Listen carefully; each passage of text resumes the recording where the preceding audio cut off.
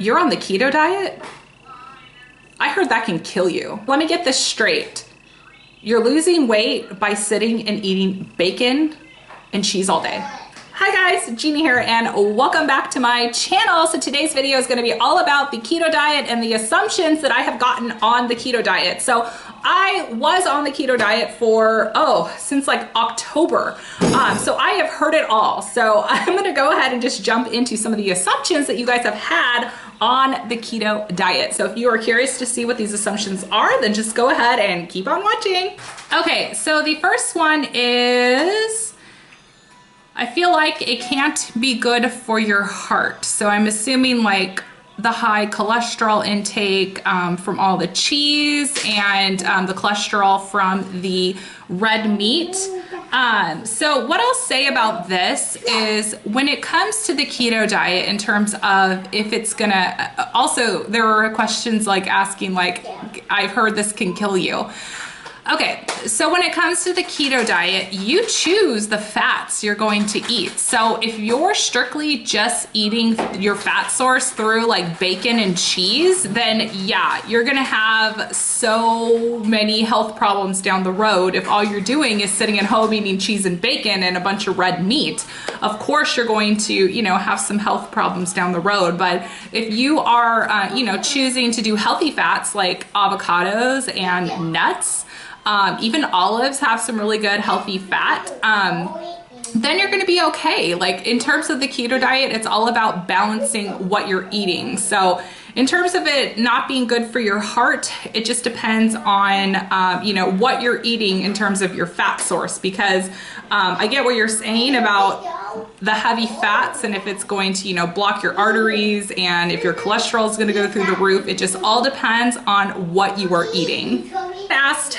I'm assuming that you are doing well on keto. I do keto as well too. So here's the thing with the keto diet for me. Some of you may know this, some of you may not know this, but I take medications to level out my mood. So I am diagnosed with bipolar depression. So something that I noticed while on the keto diet, when I didn't have enough carbohydrates in my system, my moods were terrible. I was cranky all the time. I would get angry a lot quicker. I was more emotional. So I decided alongside with my doctor that maybe this diet wasn't the best for me and that I needed to get a little bit more carbohydrate in me and maybe I needed to eat some other things to help balance my moods out. And since getting off, my moods have been great. Even my husband has noticed. He said, wow, Gina, you're happier. So I do feel mood-wise that I'm a lot happier. I think that it has to take with, I think that the higher carbohydrate content is what's helping that with my mood balances. But so far, I'm doing pretty good.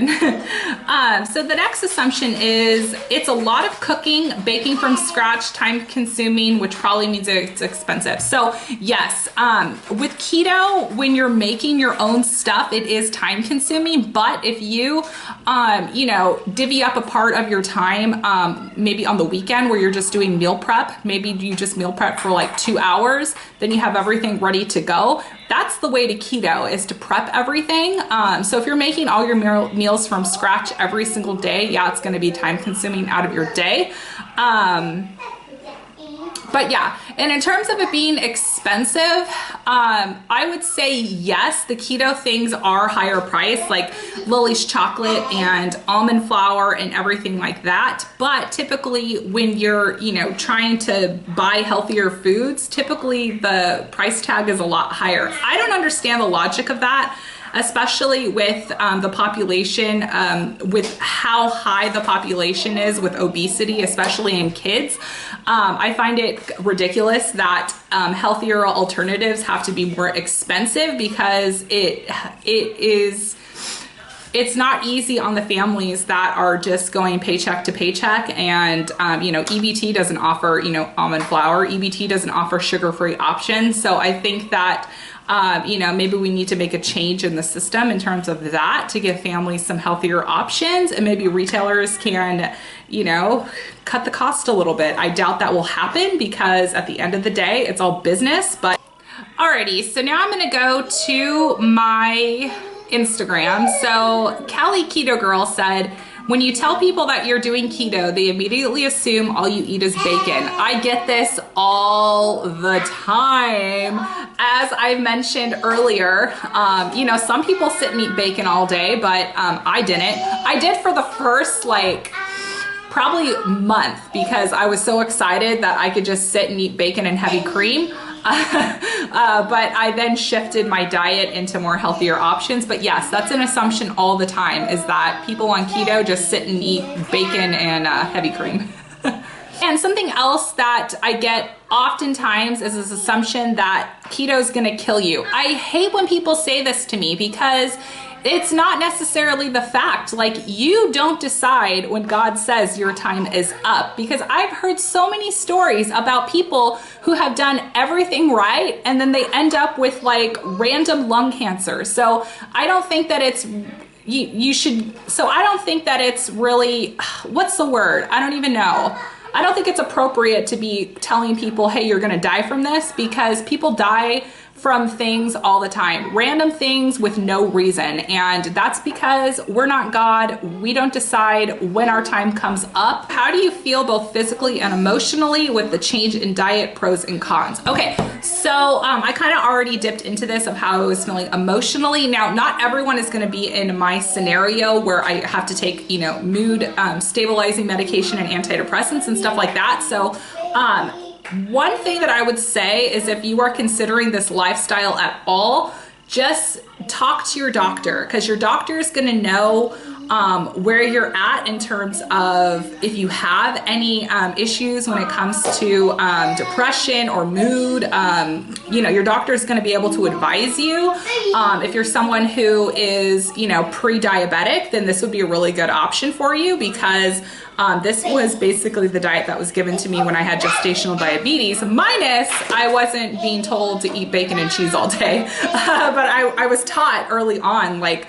what are good carbs, what are bad carbs, and all of that stuff. So, and I was monitoring blood sugar and everything like that. So that made this transitioning after pregnancy, it made it really easy.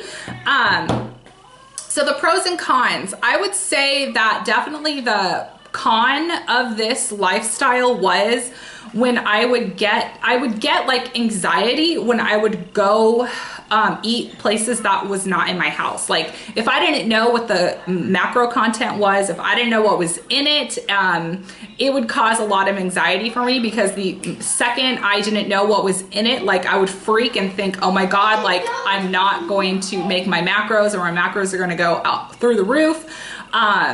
When it came to like celebrations and stuff, like, I felt guilty inside, like not eating the real cake and stuff like that. So that's when I decided, along with my like moods and stuff, I decided that I was just going to transition back into Weight Watchers, because you know, when I travel, like, I like to eat the real food of wherever I'm traveling. I didn't want to have to go out of my way and find like an alternative for something else to eat. If I'm at a birthday party, like, I want to have the cake, especially if there's chocolate ganache on it. So I guess that's kind of why I wanted to go and transition out of it, because I know for a fact that if I'm going to Disneyland that I'm not going to get a churro. Like, that just doesn't work for me, because I love Disneyland churros. So I just kind of took parts of keto, threw it back into Weight Watchers, and I'm just going along and just kind of doing my own thing, which is what I do all the time with pretty much anything I do. I just genify it and just make it my own. So I hope you guys enjoyed this, you know, sit down of talking about the assumptions of keto. Whatever diet you're considering doing, whatever lifestyle you're considering doing, do the research for yourself. There are some great people here on YouTube that you can, you know, get inspiration from. Misty from Simply Misty, she's the one who started me on this journey. So if it wasn't for Misty, I wouldn't even have tried to even like try keto out. So for her, I'm forever grateful for this because she helped me so much in the beginning time. And Nicole Burgess, she is killing it on keto, and I just admire her discipline. Like, that girl can walk in a birthday party and say, no, I got my smart cake, I'm good. Like, I don't have that type of discipline, and you need that type of discipline to be on a plan like this. So kudos to you, Nicole. I love you so much, and you know that. Speaking of Nicole, I want you to do this video because I'm sure that you've gotten so many assumptions when it comes to the keto diet. Thank you guys so much for watching this video. I did not want to offend anyone at all. That was not the point of this video. So I will talk to you guys all later. Don't forget to like it so I know you have enjoyed it. Subscribe to my channel, and I will talk to you all later. Bye.